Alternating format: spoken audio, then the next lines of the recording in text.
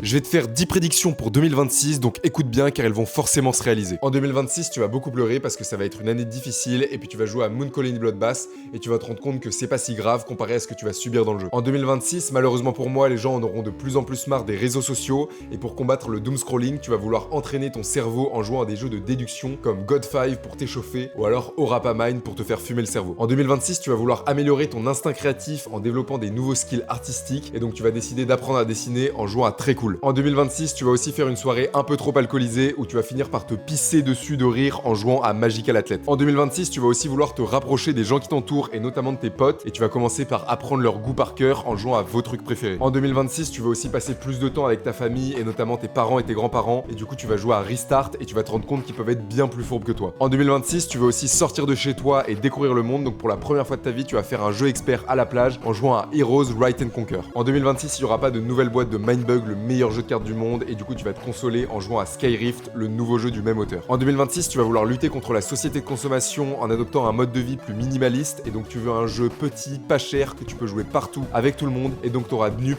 dans ta poche toute l'année. Et enfin, en 2026, tu vas t'abonner à cette chaîne parce que tu vas devenir fan de jeux de société.